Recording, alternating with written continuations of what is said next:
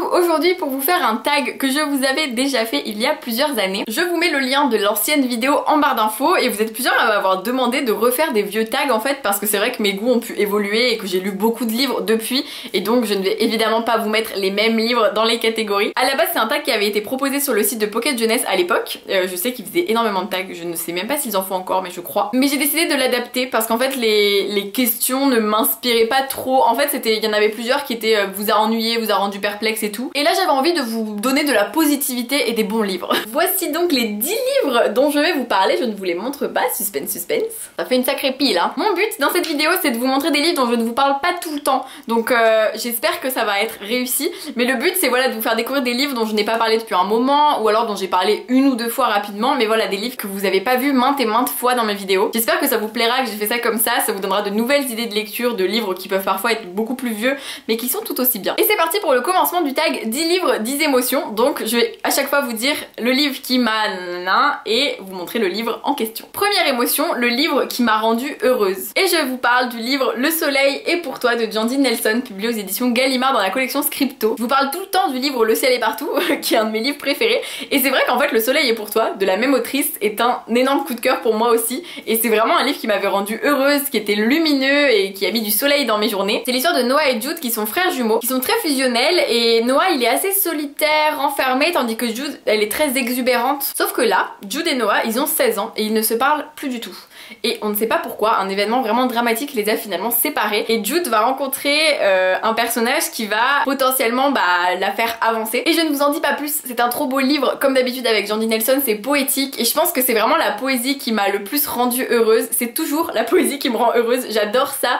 Pourtant je lis pas des poèmes anciens. Vous avez pu le voir dans une de mes dernières vidéos, je vous ai fait une vidéo sur les romans en vers et vraiment ça a marché à chaque fois avec moi quand j'ai lu un roman en vers, donc c'est vraiment quelque chose que j'adore et Jandy Nelson en met beaucoup dans ses livres et j'adore ça. Alors ce livre rend heureux, alors oui il peut parfois faire pleurer mais il rend heureux et il m'a rendue heureuse. Le livre qui m'a fait réfléchir, Celle dont j'ai toujours rêvé de Meredith Russo, publié aux éditions Pocket Jeunesse, est un livre sur un sujet hyper important, hyper intéressant et que je n'avais à l'époque quand je l'ai lu, je n'avais jamais lu de livre sur ce sujet en littérature young adulte. C'est l'histoire de Amanda qui arrive dans un nouveau lycée et elle va rencontrer Grant qui va faire en sorte qu'elle se sent assez vite intégrée finalement dans ce nouveau lycée parce que c'était son premier désir évidemment. Sauf qu'elle cache un secret qui pourrait compromettre cette nouvelle relation qui naît entre Grant et Amanda. Et son secret, c'est qu'avant de s'appeler Amanda, elle s'appelait Andrew. Donc c'est un livre sur un personnage transgenre et c'est hyper intéressant parce que je n'avais jamais lu de livre à ce propos et je trouve que ce livre est hyper bien fait dans le sens où il nous parle d'un personnage transgenre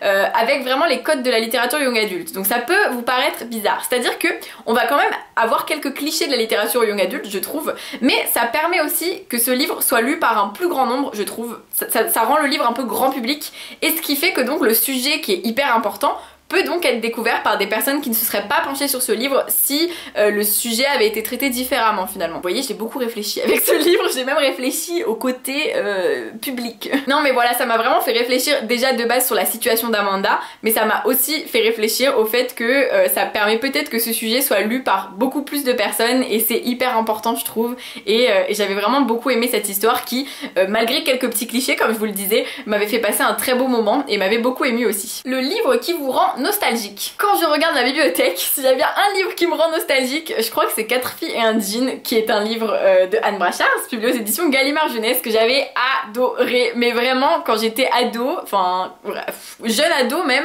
c'était vraiment le livre trop bien. Je crois même que c'est ma meilleure amie qui m'avait offert, non, qui me l'avait prêté. Il me semble, hein, je suis même pas sûre de ce que je vous dis, mais il me semble que je l'ai pas lu comme ça, enfin je l'avais pas à moi en fait. Alors soit ma meilleure amie me l'a prêté, soit je l'ai emprunté à la bibliothèque. Mais vous voyez ça me rend hyper nostalgique parce que c'est vraiment pour moi mes années lycée, collège, lycée. Et 4 filles et un jean, c'est l'histoire de 4 filles justement qui sont amies. Carmen, Tibi, Bridget et Lena. Elles sont hyper proches et en fait elles vont se séparer le temps d'un été parce que chacune va partir à des destinations différentes, toutes pour des raisons différentes. Et pour rester liées, elles vont se faire passer un jean. Elles vont se l'envoyer par la poste, chacune une par une et je trouve ça trop mignon comme idée. Et c'est un livre qui est trop beau, trop touchant, ça m'avait fait ressentir plein d'émotions. Il y a même un film qui est sorti et le film m'avait fait pleurer mais toutes les larmes de mon corps. Non mais vraiment je vous jure ce livre est trop bien, cette histoire est trop bien, c'est juste lumineux, ça rend heureux aussi en fait. Tous les livres dont je vous parle pourraient rentrer dans plein de catégories. Mais vraiment c'est le livre qui me rend le plus nostalgique parce que j'ai plein de souvenirs avec lui. Et en plus il y a d'autres tomes et j'avoue j'ai jamais lu la suite, j'ai un peu honte. J'ai lu le 1 et 2 et 3 je crois, et il y a un 4 et un 5. Apparemment le 5 est génial. Ne me dites rien, mais dites-moi qu'il est génial pour que ça me force à le lire. Un livre qui vous a brisé le cœur. Alors, j'ai choisi Et ils meurent tous les deux à la fin, qui est un titre assez évocateur de brisage de cœur. C'est un roman de Adam Silvera, publié aux éditions Robert Laffont dans la collection R. Et c'est l'histoire d'un monde où on reçoit un appel pour nous dire voilà, vous allez mourir aujourd'hui. Le jour où on meurt, bah on apprend qu'on va mourir. Mais c'est tout. C'est juste un monde comme ça. C'est le même monde que le nôtre sinon. Donc juste on a ce stress de se dire tant qu'on n'est pas appelé, on sait qu'on ne mourra pas aujourd'hui. Et le 5 septembre, un peu après minuit, donc ça se passe toujours un peu après minuit, donc vous voyez un peu le flip de la nuit quoi. Mathéo et Rufus vont tous les deux recevoir le message comme quoi ils vont mourir aujourd'hui. Ils se connaissent pas, ils sont très différents tous les deux et en fait ils vont se rencontrer un peu par hasard on va dire parce qu'ils ont envie voilà de passer leur dernière journée de manière un petit peu originale. Et j'avais adoré cette histoire, ces deux personnages qui sont très différents et en même temps j'avais un fol espoir tout au long du livre de me dire c'est pas possible, le titre ne peut pas être vrai. Je ne vous dirai pas s'il est vrai ou pas, mais dans tous les cas, toute l'histoire m'a vraiment... Enfin, c'est un petit brisage de cœur, c'est pas un énorme brisage de cœur, mais quand même, ça m'a beaucoup... Voilà, je me dis non mais c'est pas possible, enfin, je veux dire, c'est trop énervant de savoir la fin, mais en même temps de pas être sûr que ce soit la fin parce que... Qui sait si on nous a pas menti? Lisez-le pour le découvrir. Un livre qui m'a ému. On est sur quelque chose de beaucoup plus récent. Diabolo fraise de Sabrina Ben Salah, publiée aux éditions Sarbacane dans la collection Exprime, qui est une de mes dernières lectures qui m'a énormément émue, touchée, mis les larmes aux yeux, enfin tout ce que vous voulez. C'est l'histoire de 4 sœurs. Antonia, qui est l'aînée et qui découvre qu'elle est enceinte à 18 ans. Marik, qui elle découvre le plaisir féminin, le flirt et rencontre le beau Basile. Jolene, qui est un peu un cas à part parce que son rêve c'est d'avoir ses règles. Et Judy, la Benjamine, la plus petite, qui a 11 ans et qui va rentrer au collège, a un peu de mal à trouver sa place, que ce soit au collège ou que ce soit au sein de cette grande fratrie de 4 sœurs. Et juste, bah, c'est trop émouvant. C'est vraiment une histoire qui m'a énormément émue parce que c'est 4 sœurs qui sont tellement touchantes, tellement belles entre elles quand elles sont toutes ensemble, toutes réunies. C'est vraiment une famille, même quand elles sont avec leurs parents. Moi, ça m'a beaucoup émue, toutes les situations, tous les moments passés ensemble et j'ai trouvé cette histoire hyper émouvante. C'est hyper juste et réaliste en fait, les rapports entre sœurs qui peuvent parfois être cordiaux, parfois pas du tout, parfois être hyper fusionnels, parfois haineux et il y a un peu de tout et c'est ça que j'ai beaucoup aimé, mais pour au final qu'il ne reste qu'une chose, c'est l'amour finalement, parce que entre sœurs, bon, je sais que c'est pas le cas tout le temps, mais la plupart du temps, je l'espère, c'est l'amour qui prospère. Je fais les rimes, tout. En tout cas, ça m'a beaucoup émue, c'est une de mes dernières lectures, donc vous voyez, je triche un peu quand je vous disais que je vous parlais de romans un peu vieux, mais j'ai voulu varier, et là vraiment je me suis dit non mais lui il tombe à pic parce que vraiment il m'a vraiment émue, et j'espère qu'il va vous émouvoir vous aussi. Un livre qui vous a fait rire. Dysfonctionnel de Axel Sand, publié aux éditions Sarbacane dans la collection Exprime, est un roman qui m'a fait rire, beaucoup rire parce que Axel Sand est très drôle. C'est l'histoire de Fidèle qui est surnommée Fifi et qui vit dans une famille dysfonctionnelle justement. Elle a son père qui enchaîne les allers-retours en prison, sa mère qui est à l'asile, mais elle vit quand même des moments de joie entourée de ses amis, de ses frères et sœurs, parce qu'elle a 6 frères et sœurs, on reste dans le côté grande famille. Sauf que Fidèle étant un peu précoce et très intelligente, elle va aller dans un lycée des beaux quartiers, donc un truc qui n'a rien à voir avec son quotidien, son train de vie habituel. Mais c'est aussi là qu'elle va rencontrer l'amour, le vrai, celui qui sauve finalement, et c'est bourré d'humour. En fait, au résumé, vous le voyez peut-être déjà, mais entre le père, la mère, les 6 frères et sœurs, déjà on est sur une base qui nous garantit un nombre de blagues incalculable et j'avais adoré cette histoire. J'avais tellement ri et en même temps été tellement émue par tous les sujets abordés et puis par cette grande famille dysfonctionnelle. Et vraiment, il y a quelque chose d'hyper important dans ce livre. Je ne vous le dis pas, j'aime bien vous cacher des choses, mais il y a quelque chose que j'ai trouvé d'hyper bien fait, d'hyper bien abordé et je vous laisse le lire pour le découvrir. C'est pas spécialement drôle, mais le reste est très drôle, je vous jure, et tout du long vraiment j'ai ri, je souris en lisant ce livre, je n'ai pas arrêté de rire ou de sourire, je vous jure, c'est hallucinant. Un livre qui vous a fait peur. Alors je lis peu de trucs qui me font hyper peur, du coup je me suis dit qu'est-ce que ça veut dire avoir peur, et je crois que Perdu et retrouvé de Kat Clark est un livre qui m'a vraiment angoissée, mais vraiment à un point vous imaginez même pas. L'histoire est trop cool, c'est l'histoire d'une enfant qui a été kidnappée, donc une famille déchirée, anéantie, et lentement au fil des ans la famille recolle les morceaux. Évidemment voilà, le temps passe, il faut se remettre on va dire, même si on s'en remet jamais vraiment. Et voilà que l'enfant, devenu à présent adulte, enfin ado-adulte, genre 17-18 ans, revient à la maison. Voilà, en fait j'adore parce que je me suis toujours dit dans ma vie, mais comment on fait si on se reconstruit après un truc, enfin quelqu'un qui est kidnappé, quelqu'un qui décède, et que cette personne revient 20 ans plus tard, genre...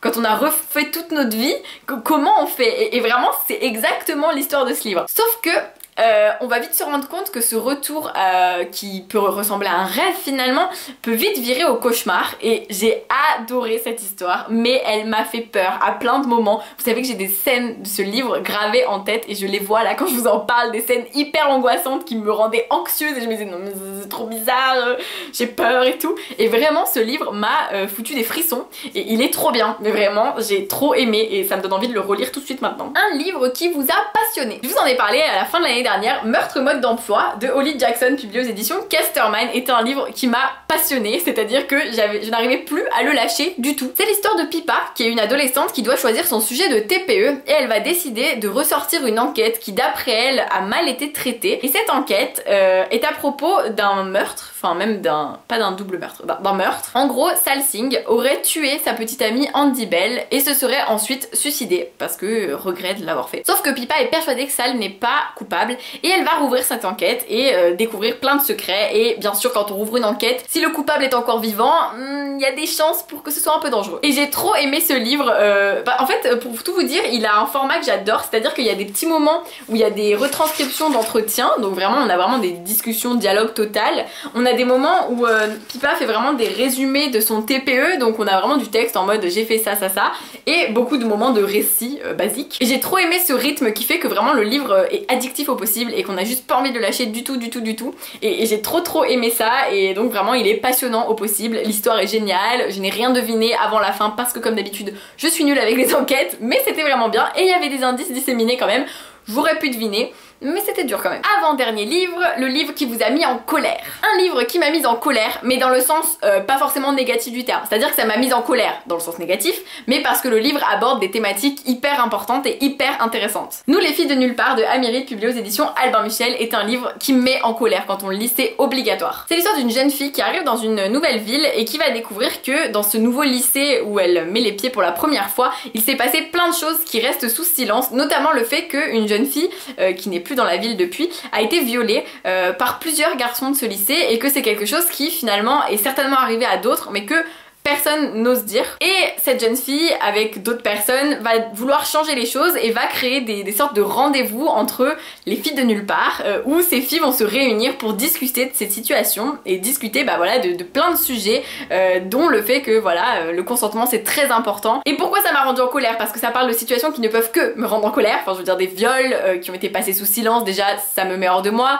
Même d'autres situations d'agression sexuelle, d'agression tout court, de harcèlement. C'est un livre qui aborde toutes ces problématiques féministes hyper importantes. Je l'ai peut-être jamais dit, mais en fait le féminisme c'est pas ouais les femmes faut qu'elles soient les meilleures, plus fortes que les hommes et tout. Non, en fait le féminisme c'est juste le désir que les femmes soient égales des hommes. Donc tout le monde est féministe et les gens qui ne sont pas féministes, en fait ils sont sexistes. C'est ça qu'il faut comprendre. Et vraiment c'est important de le saisir, et c'est pour ça que je vous le dis, c'est important. Enfin je veux dire vraiment, si vous dites je ne suis pas féministe, c'est bizarre. Enfin vraiment c'est pas normal en fait de ne pas vouloir l'égalité entre les hommes et les femmes. Enfin c'est dommage surtout. Bref, et donc ce livre est génial pour ça, j'ai adoré tous les sujets abordés, et sachez que ce qui est très intéressant aussi dans ce livre, c'est que ces filles discutent entre elles et ne sont pas d'accord, et c'est important de voir que voilà, elles ont plein d'avis qui divergent, même sur des idées, enfin je veux dire le consentement, on peut se dire qu'il n'y a pas 3000 avis possibles, mais en fait il y en a qui ne comprennent pas la notion de consentement et donc d'autres qui vont leur expliquer, mais c'est intéressant justement qu'il y ait cette confrontation entre les avis opposés, pour voir que tout le monde ne pense pas pareil et que c'est important d'écouter l'avis de chacun, mais que au final tout ce qu'on veut c'est que les femmes soient respectées, et c'est ça qui est important. Livre très important à lire. Et enfin pour finir, un livre qui m'a surprise. J'ai choisi Je t'ai rêvé de Francesca Sapia, publié aux éditions Robert Laffont dans la collection R, qui est un livre qui m'a surprise, voilà, pas de surprise, hein, c'était l'intitulé du truc, mais vraiment il y a un moment du livre où j'étais en mode waouh! Et j'ai trop aimé ça, et j'ai trop aimé comment est fait ce livre, et je vous explique l'histoire. C'est l'histoire de Alex qui vit une bataille permanente contre sa maladie mentale, la schizophrénie, et c'est un livre sur cette histoire, sur les rencontres qu'elle va faire, sur plein de situations quotidiennes de sa vie qui peuvent paraître banales pour nous mais qui pour elle sont un combat de chaque instant. Et j'ai été hyper émue par ce livre. Alex rencontre quelqu'un, vous en saurez plus en lisant, et il y a plein de choses qui m'ont vraiment émue et surprise aussi, mais ça encore, comme je vous le disais, lisez-le pour le savoir. Mais j'avais vraiment adoré cette histoire, c'est un thème qui est hyper bien abordé dans ce livre, je trouve, et donc si vous avez envie d'en savoir plus sur cette maladie, je pense que vraiment Je t'ai rêvé est pas mal pour ça, dans le sens où on peut essayer, en tout cas s'approcher de certaines choses et comprendre certaines choses que on ne visualisait pas forcément avant. Et voilà les 10 livres de mes 10 émotions. J'espère que cette vidéo vous a plu, j'ai adoré vous parler de ces romans qui, pour certains dont j'ai pas parlé depuis longtemps, j'espère que ça vous a plu, que je fasse un peu comme ça. Si vous avez des choses à dire, les commentaires sont là comme d'habitude, j'ai hâte de savoir ce que vous avez pensé de cette vidéo, de ces livres, tout ça tout ça. Je vous fais plein de bisous, je vous dis à très vite pour une nouvelle vidéo et passez de belles lectures d'ici là.